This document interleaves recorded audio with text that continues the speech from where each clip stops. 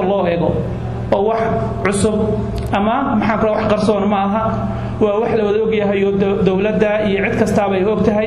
وويجرت على الضنين شرين أو أي محاكرة قف كستابة وإسكاها عافماتكو قف كستابة personal responsibility قف يسقى عافمات سكرين كريا ما يسقى إسكدي كرا قف healthy أما قف يسقى محاكرة عذر سكوري ذي كريا تا مر la qabay waa jirtay laakiin sanadihii ugu dambeeyay 20 sano ugu dambeeyay markii la go'ay waa sheekada oo waxa la yiri arinta systemka ah ee dadka ay ku dhaxnool yihiin ba qayb ka ah caafimaad darrada ay ku jiraan ba waxa ay noqotay marka dadka yagi ee muslimiinta ah ama Soomaalida gaar ahaaneed oo yimid wadan ayagoo caafimaad qaba haduu qofku qaxootinimo ku yimid ama haduu ku yimid immigrant wuxuu soo maray process dheer si uu markuu ugu liitaba hadii uu maro wuxuu qaadanaya marka uu qaadanayo green card waa inuu caafimaad maraan marka qofka marka uu soo galayo at the entrance ama maxaa upon arrival waxa weeyaan waa qof aad iyo aad u caafimaad qaba laakiin muddo yar kadib ka gadaal 10 ilaa 20 sano gudahood baa waxa dhacaysa dadkii in ay xanuuno iyo acculturation waxay yiraahdaan ay la soo dirsaan taasoo dhinacyo badan ka imaanaysa systemka ay ku nool yihiin iyo ayaguba xitaa qayb ay ka yihiin arinta aan danaynayna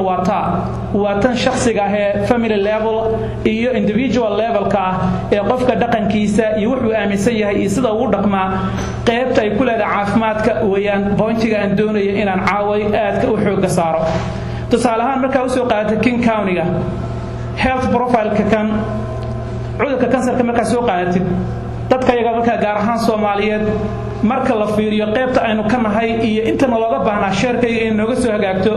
xadaaf weeyaan inta nooga soo hagaagtay oo kansarka iyagu waa ka badan yahay marka loo compare gareeyo kansarka caadiga ah aan u lahayn portionkeena hadii la qaybinayo si cadaalad wax loo qaybinayo marka cadaalad daradaasi way jirtaa waxa kale oo jirta wadna xanuunkiiba ummadii Soomaaliyeed ama muslimiintii gabi ahaanba iyana maxaan ku radaa xadkoodii bay ka qaateen taasoo macnaheedu yahay haday ahaan lahayd waxa loo yaqaano waxyaalaha keenay cholesterol-ka iyo maxaa la dhihi jiray dhammaan waxa uu horseeday qofka inuu wadna xanuun ku dhaco dhamaantoodna qaybta iyadoo ka qaadanay oo runtii ka badan intaan caadiga u lahayn oo feerka ahayn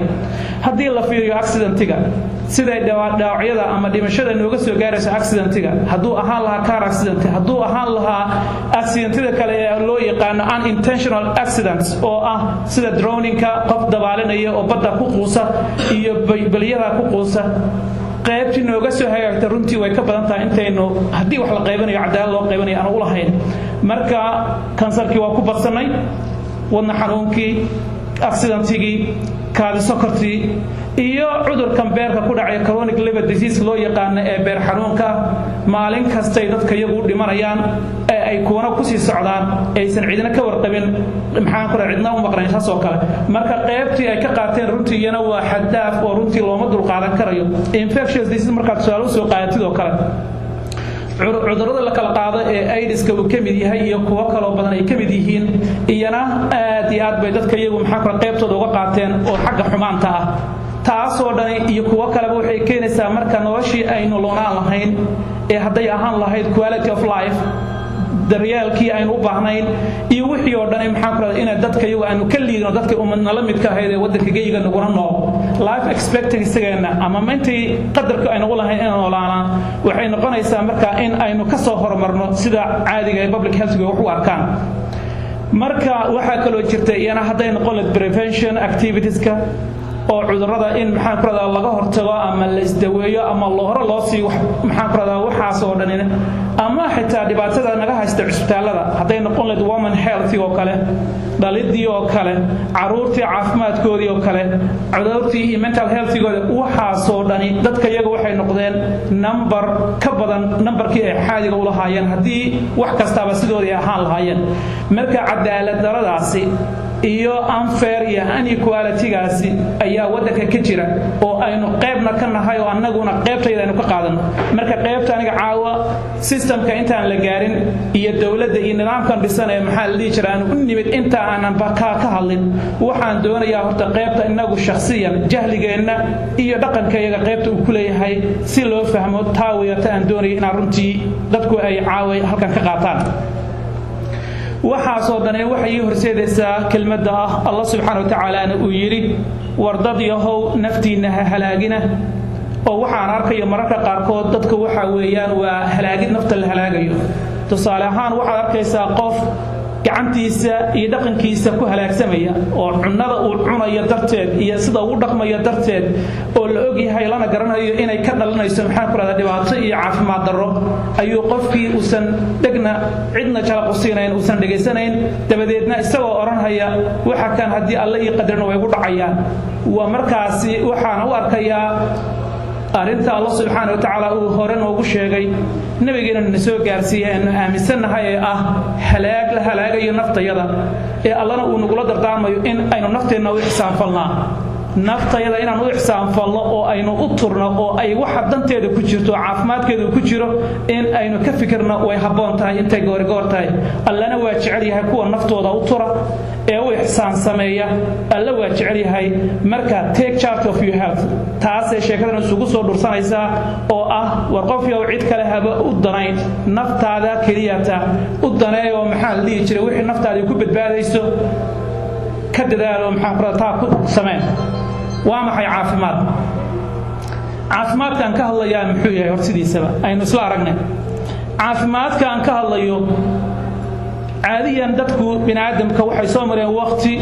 oo qofku iska nool yahay dabadeedna maalinta uu bukoodo ayuu wuxuu oranayaa caafimaadkii waa tagay waan xanuunsanayaa oo marka labadaasi waxay traditional the absence of disease cudurka markuu ka maqan yahay oo aadan xanuunsanayn baad caafimaad qabtaa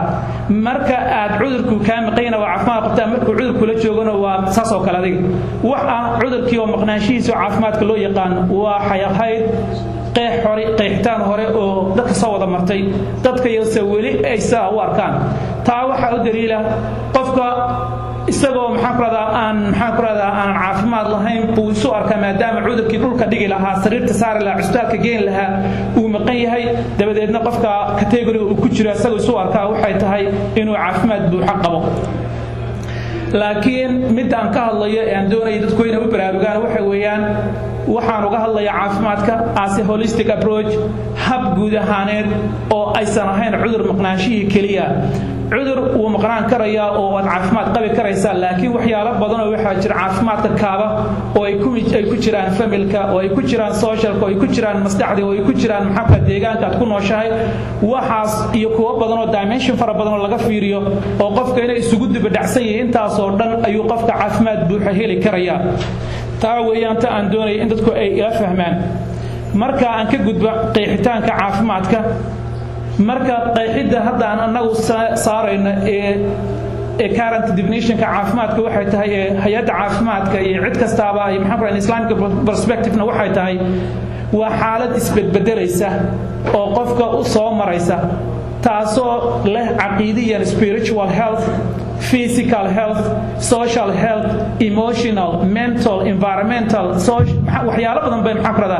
qofka waxa dhici karaysa inuu jirkiisa uu caafimaad qabo oo uu maxaa karada boodboodi karayo socon karayo laakiin se maxaa la dhihi jiray emotionally iyo mentally maskaxiyan uusan u fdiganayn dareenkiisa dhibaatooyin social ahaan haysta qoyska ka haysta deegaanka ka haysta marka caafimaadka waxa weeyaan intaa soo idile oo ku wada saxnaata ayaa maxaa ku caafimaadku noqonaya marka waxay noqonaysaa hadii intaas oo dhan aysan isla shaqeyn oo qofka tusaalahan in islamic perspective waxay noqonaysaa qofka aanan caqiido wanaagsan lahayn oo Allah subhanahu wa ta'ala aan aaminin physical health is wuxuu sheegayo